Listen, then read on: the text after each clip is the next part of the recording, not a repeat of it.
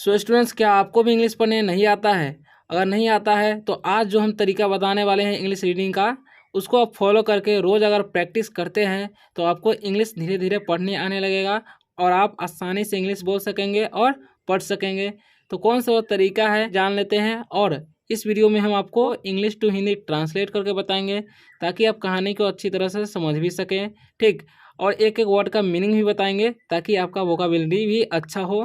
ठीक, चलिए वीडियो को स्टार्ट करते हैं। अगर आपको साफ नहीं आता है पढ़ने तो भी इस वीडियो में आपको सिखाया जाएगा। ठीक, मैं अमित कुमार, मेरे इस चैनल अमित और सके स्टडी में आपका स्वागत करता हूं।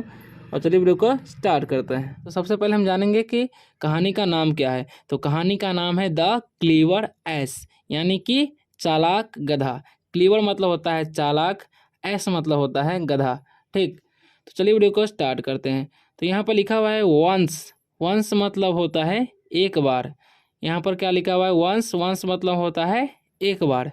एन एस, एन क्यों लगाया गया है? क्योंकि एस है। तो एस में सबसे पहला अक्षर क्या है? ए है, जो कि एक वोवेल है। तो जब भी वोवेल आता है सबसे पहले वर्ड में तो क्या लगाया जाता है? उसके आगे एन लगाया जाता है। ठीक, तो an ass was eating grass. ठीक, यहाँ पर ईट होना चाहिए लेकिन ईटिंग है। ईटिंग क्यों है? क्योंकि वर्ब का चौथा रूप लगा हुआ है और ग्रास मतलब होता है घास। ठीक, तो वंस एक बार, एन एस मतलब एक गधा, वाज ईटिंग ग्रास मतलब घास खा रहा था। ठीक, जब भी ईटिंग आएगा तो मतलब समझ लेंगे कि रहा है, रही है। ठीक, यह है प्रेजेंट कंटिन्यूअस का वर्ड है, यानी कि सेंटेंस है। ठीक, तो मतलब एक बार एक गधा घास चर रहा था या खा रहा था। सडनली मतलब अचानक। ठीक, सडनली मतलब अचानक। ही सॉ, सी मतलब देखना होता है, यह वर्ब का दूसरा रूप सॉ है। ठीक, तो ही सॉ मतलब उसने देखा। ए उल्फ मतलब एक भेड़िया। ठीक, अब यहाँ पर एन क्यों नहीं लगा है, ए क्यों लगा है? तो वो समझ लीजिए, क्योंकि इसमें इस वर्ड में वोवेल साउंड नहीं है और नहीं वोवेल का लेटर है। ठीक, यहाँ पर है डब्लू, यानी कि वोवेल का लेटर नहीं है तो इसमें ए लगाया गया है। ठीक, तो ही सॉ ए उल्फ मतलब उसने एक, उल्फ मतलब होता है भेड़िया, उसने एक भेड़िया को देखा। एट ए डिस्टेंस, डिस्टेंस मतलब होता है दूरी, मतलब थोड़ी दूरी पर उसने एक भेड़िया को देखा। द एस अंडरस्टूड मतलब गधा समझ गया। ठीक, अंडरस्टैंड मतलब समझना होता है, अंडरस्टूड है मतलब पास्ट में चला गया तो अंडरस्टूड मतलब समझ गया। दैट कि the wolf was there to eat him मतलब यह समझ गया कि द उल्फ मतलब भेड़िया, was there to eat him मतलब उसे खा जाएगा। ठीक, यह वो समझ गया। सो इसलिए ही acted as if he had been lame मतलब उसने एक्ट, यानी कि उसने ही एक्टेड, यहाँ पर एक्ट मतलब होता है अभिनय और एक्टेड मतलब अभिनय किया। As if he had been lame, as मतलब जैसे कि वह एक लंगड़ा है। ठीक, उस तरह से वह अभिनय किया। The wolf asked him, the wolf asked him यानी कि भेड़िया उससे पूछा। आस्क मतलब होता है पूछना, आस्क्ड है यानी कि पूछा, वर्ब का दूसरा रूप इसमें लगा हुआ है। ठीक, किससे पूछा? गधा से। व्हाई आर यू लाइमिंग, लाइम्प मतलब होता है लंगड़ाना। ठीक, लाइम्पिंग है यानी कि लंगड़ा रहा है। ठीक, तो व्हाई आर यू लाइम्पिंग मतलब तुम क्यों लंगड़ा रहे हो, भेड़िया ने गधा से पूछा। ठीक, तुम क्यों लंगड़ा रहे हो, भेड़िया ने गधा से पूछा।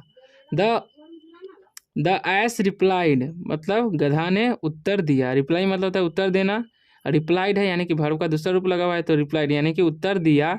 I was walking through the grass when A sharp thorn picked me on my foot मतलब बोला, उसने जवाब दिया आई वॉज वॉकिंग मैं टहल रहा था। वॉक मतलब टहलना होता है, वॉकिंग है यानी कि वर्ब का चौथा रूप लगा हुआ है। ठीक, through the grass when A sharp thorn picked me, picked मतलब होता है चूहना और शार्प मतलब होता है नुकीला। ठीक, तो me on my foot, thorn मतलब होता है पत्थर। ठीक, तो मतलब उसने बोला कि एक नुकीला पत्थर मेरे पैर में, फुट में क्या हो गया है? चुभ गया है। ठीक, द उल्फ सेड तब भेड़िया ने कहा। से मतलब कहना होता है, सेड है यानी कि वर्ब का दूसरा रूप लगा हुआ है तो सेड हो गया यानी कि कहा।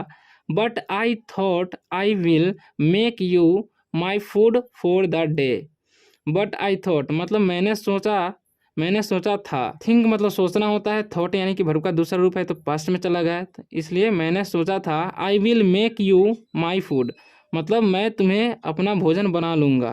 ठीक, फूड मतलब भोजन होता है। फॉर द डे मतलब दिन के लिए। द एस रिप्लाइड गधा ने उत्तर दिया। ठीक, you can eat me if you want to if you want.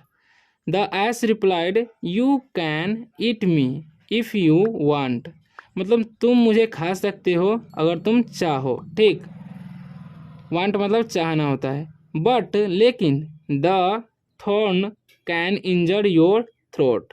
ठीक, यहाँ पर थ्रोट मतलब गला होता है, इंजर मतलब होता है जख्म। ठीक, तो the thorn can injure your throat मतलब लेकिन पत्थर जो है तुम्हारे गला को जख्मी कर देगा। सो इसलिए मतलब इसलिए it would be nice if you pull it out from my foot first. ठीक, मतलब इसलिए इट वुड बी नाइस मतलब अच्छा होगा इफ़ यू अगर तुम पुल मतलब खींचना it out from my foot first मतलब